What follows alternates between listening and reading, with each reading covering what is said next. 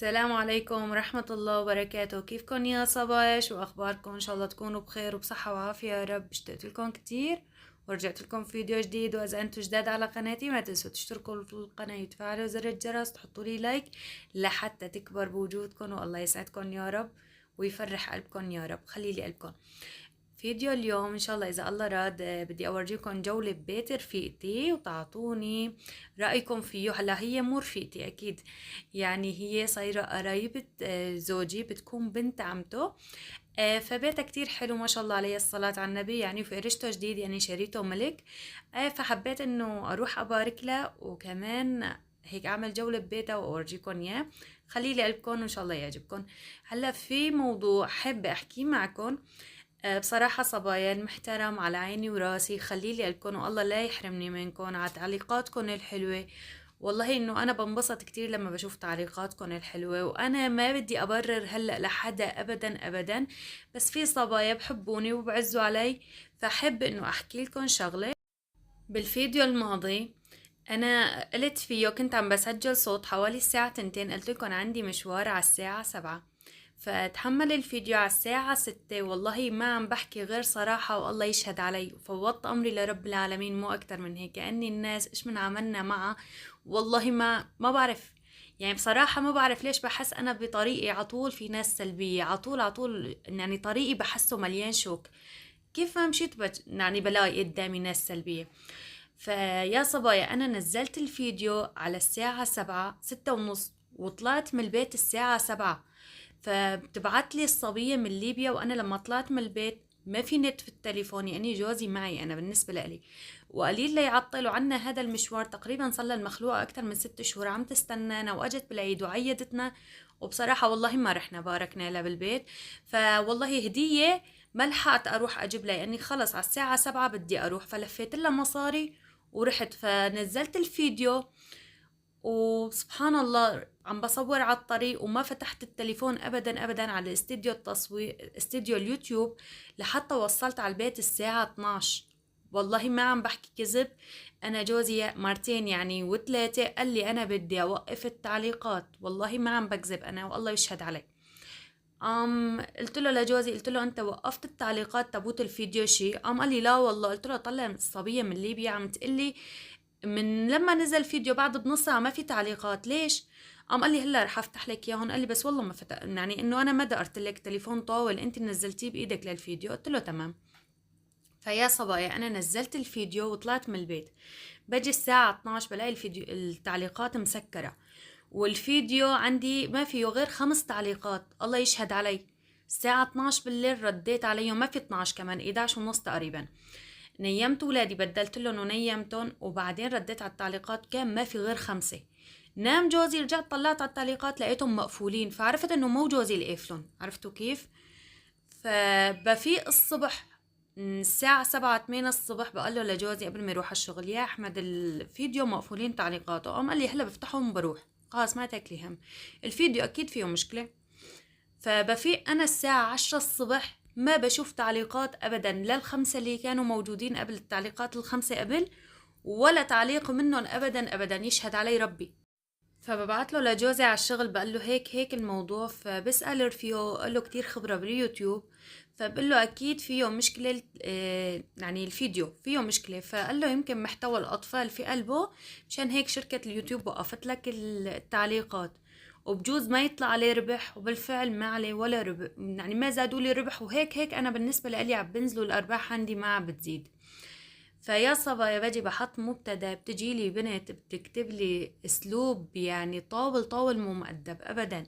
يعني قالكن يا صبايا انه ما دعيت عليا، والله من قلبي كل نهار اقول شكيتك لله، ان شاء الله عدد ما هيك حريتيني بهاليومين ان شاء الله بتاخدي بدالهم الادبال، وقد ما بكيت هاليومين ان شاء الله بتاخدي بدالهم الادبال. عن جد ما بسامح انا حدا في حياتي جرحني او كسر بخاطري ابدا. يعني انا ما سويت لك شيء ولا سببت لك اي حكي ولا اي كلمه، وما في داعي تكتبي لي هذا الحكي، لا هي قناتك ولا لك ضرب اللازمه علي. فيك تفوتي تشوفي الفيديو، اهلا وسهلا ومن السلامه. ما عجبك الفيديو شيلي اشتراكك والله معك، بس ما في داعي هيك تكتبي لي ابدا ابدا. وما بسامحك لا هلا ولا بعدين، والله ياخو حقي منك، وشكيت أمري لرب العالمين من كل وحدة سلبية بتفوت بتكتب لي تعليق سلبي. وبصراحة أنا بمحبة الموجودين أنا مكملة بقناتي، ومو على كيفك أنا أسكر قناتي أو أعيفها. وبالنسبة للصبايا ردوا علي، أنا ما ردت إنه يردوا علي، بس قلت مشان ما يقولوا إنه خافت مني ومسحت تعليقها، يعني بدها تقولها، فأنا ما بخاف غير من الله. يا سلام. يلا إيش في؟ وين رايحين؟ اندلع؟ لا هالمرة لا، وين رايحين؟ رايحين عند سلطان ولين. ايه يلا املوا لهم باي للصبايا، حطوا لايك، يلا قولوا لهم سلام. وهلا يا صبايا ماني حابة انه اترك الفيديو كلياته حزن، فهلا هون كنا طالعين الساعة، قلت لكم الساعة 7 المساء. هاي الصبية متزوجة من تركي وعندها بنوتين، الصلاة على النبي، الله يحمي لها اياهم يا رب. الله يحمي لها اياهم، يحفظ لها اياهم، فرحة فيهم. اسمها سلطان ولين، تقريبا صار لها أكتر من 10 سنين متجوزة، يعني يمكن البنت الكبيرة فوق 10 على ما أظن، يعني الصغيرة صف تاني، يعني تقريبا 8 سنين. فالله يحفظ لها اياهم. واجت عيادتنا بالعيد وعم تستنانا، كانت في زيارة، فهالمرة قصدنا خلص يعني انه اليوم احمد معطل، خلص لازم نطلع من البيت، فعملنا هيك والله ورحنا لعندها نبارك لها ببيتها الجديد. ما شاء الله الصلاة على النبي، كان البيت كتير كتير حلو. هلا بدكم تشوفوا البيت وتعطوني رأيكم فيه وبتفصيله. وطبعا الصبايا اللي بتحبني كلياتها تكتب لي بالتعليقات الله يطعمك مثله واحلى منه، ها ما برضى مثله، تكتبوا لي واحلى منه. امين يا رب، يعني حاطه هالشغله في راسي، بس ان شاء الله تتحقق يا رب. الله يختار لي الخير الي والكم يا رب. هلا هون اول شيء قدامها ماركت، والبينات كلياتها برجيات، يعني مثل ما انكم شايفين مي طويله كتير بس نص وعريضه يعني. هلا باعتبارها أنقرة كلها هيك، فالمنطقة الباركة فيها كتير كتير حلوة وكتير راقية، كتير عجبتني، والهوايات بقلبها والبناء بعيد عن بعضه، فكتير انبسطت والله بالبركة. فرحنا لعندها الساعة 7 وطلعنا من عندها الساعة 11:30، وكتير انبسطنا. فهي كانت تصميم الصالون. الصالون ما شاء الله الصلاة على النبي كبير، وهيك هي طقم الكنبايات، يعني اكيد لونه عسلي، يعني ما بدي اقولكوا لونه. وهون حاطه الزرعايات عندها، حاطه صورها وصور ولادها، بس ما حبيت اقرب كتير، بجوز هي ما تريد يعني، بس المخلوقه محجبه. فحطه صورها وصور ولادها بهي تبيت الشاشه عندها. فحطه الشاشه كمان صايره بورا الباب على التمام. فحبيت انه اورجيكم الصالون، ولما صورت من برا كانت البلكونه من هالطرف. فالصالون كان كتير ما شاء الله الصلاة على النبي يعني كبير. هاي الممر، وفي عيدي هاي غرفة، يعني هي صاير تصميم 3 أوض ومنافعهم، فصاير فيهم كمان حمامين، حمام الأبوين وحمام عادي. هاي غرفة البنات، قلت لكم انه عندها بنوتين الله يحفظ لها اياهم. بصراحة حبيت كتير كتير ديكور غرفة البنات، يعني ما اخدت لهم اللون الزهري، كل العالم اخذ اللون الزهري للبنات، فهي اخذ اللون هذا العسلي، يعني البيج كتير حلو، كتير عجبني. وان شاء الله اذا سويت لاولادي عم بفكر انه اخذ لهم من هدول الالوان، ما مشتهيه انه اخذ خلص زهري يعني، عرفتوا كيف. هون الحمام بقلبه الغسالة، يعني الغسالة مي بالمطبخ، الجلاي بالمطبخ، وهذا الحمام. ومن هالطرف صاير في حمام عربي وفي حمامين يعني فرنجي، الله يعزكم يا رب. وهون غرفة النوم، هاي غرفة النوم عندها شاشة زيادة حتى فوق السكرتون، فاللي ففتها في الشرشف عشان ما يجيها غبرة. فهي أوضة النوم كمان، عطوني رأيكم فيها. أنا حبيتها، بس بحب منظر السحاب أكتر، يمكن على ما أظن أن ما انتبهت على السوا، يمكن تبيتها عينات، فأنا بحب السحاب أحلى. خليلي قلبكم أنا. وما تنسوا تكتبوا لي للصبية في التعليقات ألف مبروك، وإن شاء الله تتهني، وإن شاء الله أدوموا خير عليكي للبيت. خليلي قلبكم يا صبايا. بصراحة أنا طلبت منها إنه بدي أصور بيتك باعتباره جديد وأول مرة بدخل عليه، حرام المخلوقة ما حكت شي، فقمت مسكت التليفون صرت أصور. خليلي قلبكم أنا.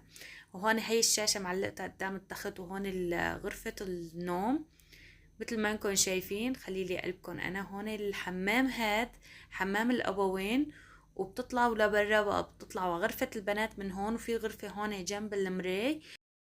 وهي المطبخ عن جد سر السعادة تبع المرأة، هو المطبخ. بصراحة ما بعرف مين مثل حكايتي. هلا أنا شد من عم بحاول أضبط شوي البيت وبضبط المطبخ، بلاقي لسه مطبخي ناقص.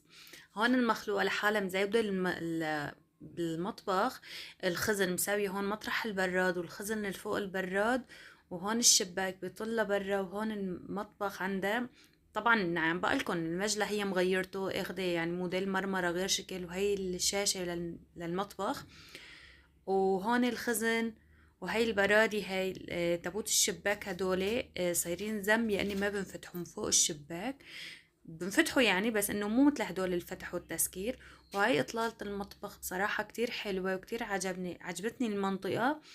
هلا بصراحة قالوا لي صبايا على تصميم بيتها للصبية، حلو ولا مو حلو؟ بتعطوني رأيكم، بتحبوا اغير اساوي شي ببيتي؟ فبدي رأيكم في التعليقات. وانا عم بقلها للصبية، هي بتكون بنت عمته لجوزي، عم بقلها انه تفتح قناة يوتيوب. يعني هيك بتتسلوا انتم معه وبتتفرجوا على قناتها وهيك، يعني عرفتوا كيف؟ هي عم بتقلي ما بدي هالوجعات الراس وملتهية بولادي وهيك شغلات. فانتوا اعطوني رايكم بالتعليقات كمان، اذا بتريدوها تفتح قناه يوتيوب ولا ما بتريدوها. اني هي شوي بالمونتاج ما بتعرف، قالت لي بدك تعلميني وهيك شغلات. فبدها تفتح قناة يوتيوب، انتوا بتنصحوها تفتح ولا ما تفتح؟ بتتابعوها ولا ما بتتابعوها؟ خلوا لي قلبكم انا والله يسعدكم. هون هديك المرة هي اجت لعندي بالعيد فصورت قهوتي، عندها صفحة على التيك توك. فانا كمان قلت لها بدي اصور قهوتك، بس قهوتك. بصراحة حطت هي فواكه وحطت كمان بيتي فور وصبت كولا، فما صورت شي بس صورت القهوة، لاني القهوة هي ادمان، شفتوا الادمان البنات.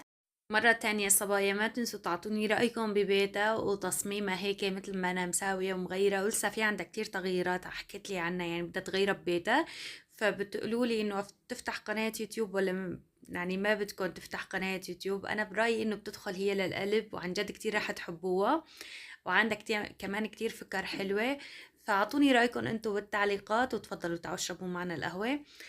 كمان قهوتها ما شاء الله عليها منظومة. هون كنت بدي اطفي التليفون، قمرتي لا استني بدنا نزينها بشوية شوكولاتات وشوية هذا. فبصراحة ما شاء الله عليها كتير مزوقة. وهون يا صبايا مثل ما انكم شايفين، لا تنسوا تعطوني رأيكم بالتعليقات على رأيي للصبية انه تفتح قناة يوتيوب وتتسلى عليها ولا لا. لا تنسوا تعطوني رأيكم كمان شو بتحبوا أغير شي ببيتي. وشغلة تالتة كمان، تعطوني رأيكم بديكور بيتها، إذا عجبكم ولا ما عجبكم. خليلي قلبكم أنا والله يسعدكم. هلا هون أول شي صار لهم يومين ولادي عم بياكلوا بيض مقلي، باعتبارها كنت مساوية كبة أنا وما أكلوا ولادي. وصار له يومين الصلاة على النبي جوزي عم بشتغل، الله يعطيه العافية ولبته العافية يا رب. ولادي بحبوا المعكرونة، فقلت يلا اليوم بسوي لهم معكرونة، وأكتر من مرة مسويتها معكم، فحبيت إنه أسوي لهم معكرونة وعشيهم. فهذا كان المقطع هلأ من شوي. فالله يديم علينا نعمة والصحة والعافية يا رب. يعني باعتباره جوزي تقريبا لل10 ليجي، فبيجي متعشي، فالحمد لله رب العالمين على كل الأحوال. فمشيها شلون من قال كنا أنا والأولاد، والأولاد ما بحبوا اللحمة، فبحب إنه أسوي لهم شغلات هن يتعشوا ينبسطوا ياكلوها. ولهون كون وصلت معكم لنهاية الفيديو، إن شاء الله تكونوا انبسطتوا واستمتعتوا فيه. وخليلي قلبكم أنا، وخليلي الناس المحترمة، والله لا يحرمني منكم ومن كلامكم الحلو. وبرجع بقولكم مرة تانية، إذا رجعت وقفت ميزة التعليقات فعن جد مو مني والله، من قناة اليوتيوب، بس أنا عم بنزل من مبتدأ، ففيكم تحطوا لي آرائكم كمان في المبتدأ عندي. والله يسعدكم يا رب، يريح بالي وبالكم. إن شاء الله بشوفكم في فيديوهات جديدة، إن شاء الله تكونوا انبسطتوا واستمتعتوا بهذا الفيديو، وبدي أقولكم سلام.